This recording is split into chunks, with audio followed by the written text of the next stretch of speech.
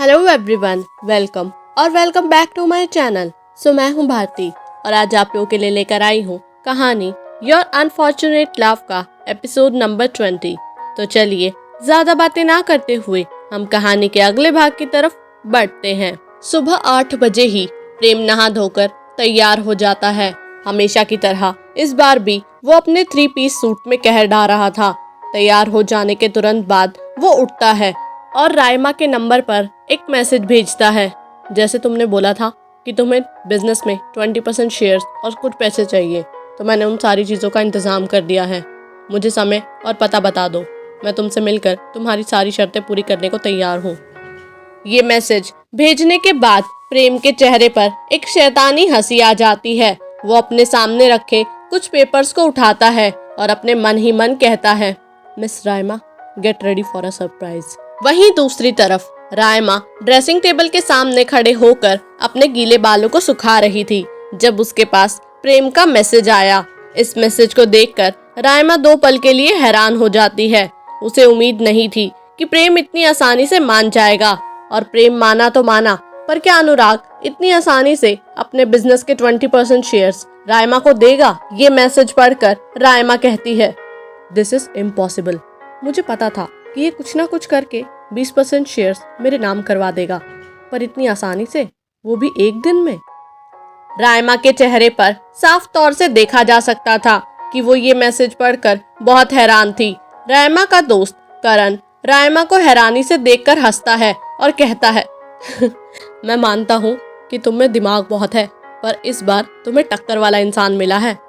राइमा अपने उस गीले टॉवल को एक साइड रखती है और अपने आप को शीशे में देखते हुए कहती है, अगर लड़ाई टक्कर की ना हो तो खेलने में भी नहीं मजा आता। राइमा के चेहरे पर एक हल्की मुस्कुराहट आती है। वो अपनी अलमारी को खोलती है और उसके अंदर से अपना बैग निकालती है, लेकिन इतना काफी नहीं था। कल तक वो प्रेम से एक दोस्त के रूप में मिलती थी, पर आज प्रेम उसके सामने एक युद्ध भूमि में खड़ा था। राइमा अपनी अलमारी की एक लॉकर को खोलती है और उसमें से एक बंदूक निकालती है। वो बंदूक को अपने बैग में डाल देती है और फिर अपना फोन उठाकर प्रेम को फोन लगाती है। एक ही बेल में प्रेम फोन उठा लेता है। प्रेम कुछ नहीं बोलता, जैसे वो राइमा की आवाज सुनने का इंतजार कर रहा हो। राइमा बात को शुरू करती है और कहती है, मुझे देखकर बहुत खुशी हुई कि इतनी जल्दी तुमने सारी चीजों का इंतजाम कर लिया जो मैंने तुमसे मांगी थी।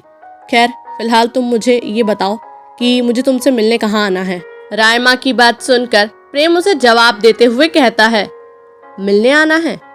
तुमने मौसम देखा है, कितनी धूप है बाहर? राइमा, तो उससे क्या फर्क पड़ता है, और गर्मी के मौसम में तो धूप होगी ही ना। या फिर तुम सोच रहे थे कि बारिश होगी? प्रेम एक हल्की हंसी के साथ जवाब देता है, अरे नहीं नहीं, मेरा मतलब ये था कि इतनी गर्मी में तुम्हें अपने आप को कष्ट देने की जरूरत नहीं है। बेफालतू में तुम्हारा गोरा रंग इस धूप की वजह से काला हो जाएगा।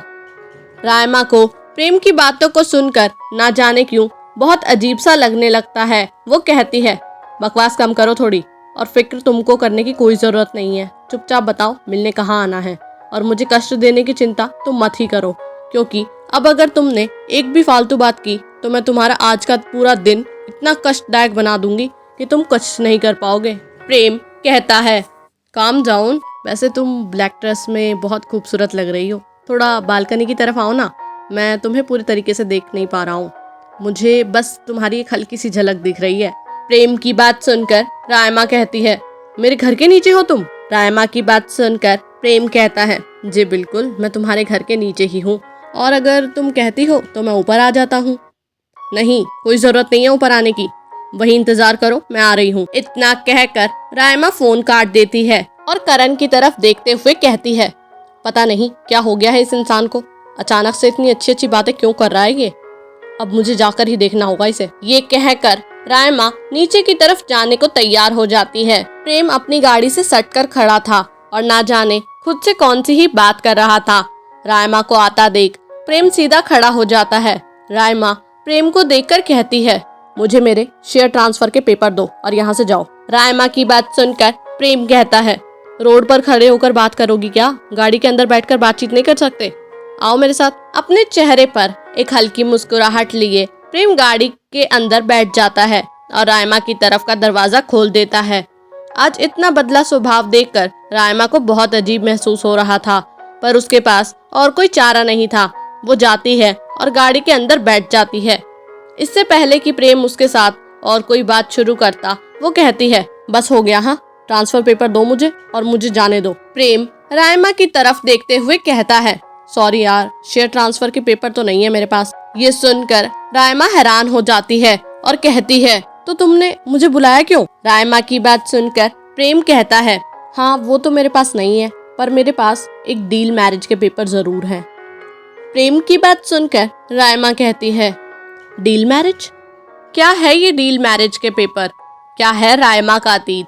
जानने के लिए सुनते रहिए कहानी your unfortunate love. Thank you.